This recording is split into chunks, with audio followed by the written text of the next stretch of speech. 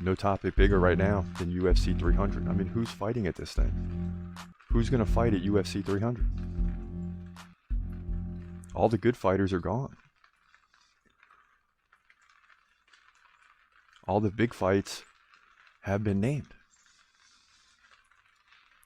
But you got a few guys left. Islam Makhachev, Leon Edwards, Khamzat Chimaev, Alex Pereira, Tom Aspinall.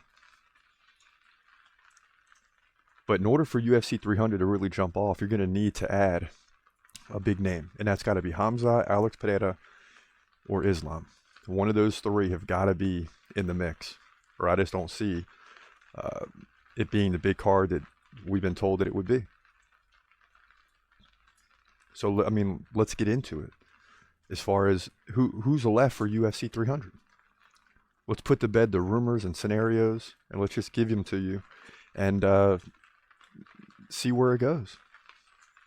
So if you start with the lightweight division, right? And the premise here is that all of these champions don't really have big matchups in their division. Now, Islam has Charles Oliveira. That would be a big one. But is it big enough to headline? Because a lot of people just believe Oliveira will lose in the rematch again. I don't know if it's big enough to headline. So that's a question mark there in that division.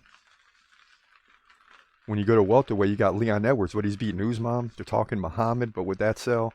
Shavkat may be a big draw. But I don't know if it's big enough for the main event. And then you continue moving up to light heavyweight. Pereira versus who?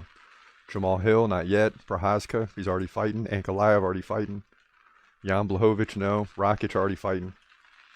So you have minimal options there.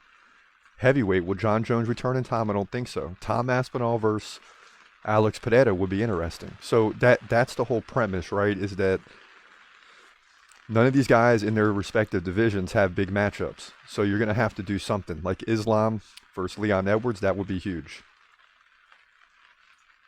Khamzat versus Alex Pereira, that would be huge. Alex Pereira versus Tom Aspinall for a third belt, even if it's interim, that would be huge. One of those three scenarios have got to take place, if not two out of those three. And Khamzat may be left on the back burner because it could be Islam versus Edwards and Pereira versus Aspinall. And I think that will be good enough to create a lot of intrigue. And then the 300 number would put it over the top, obviously. Those are the three best scenarios I see right now. That's the only. I mean, give me other scenarios that people are going to watch and tune in. I don't think they're there. So these are the three scenarios. One of those three, if not two out of three, have to happen to salvage this card. And this is why it's taken so long, because you know they're looking at the divisions and seeing if there's any matchups there for the title, or if they can do an Islam versus Leon, and then who else do we get? So those are the routes that are gonna happen. Please believe it. He's gon' fight, wait, he's gon' fight, wait. Hold your breath till the end of the night. Last fight of call, UFC at its height. Yeah. Bringing that thunder with all his might. Saying step up, wanna fight? Hold up, think twice.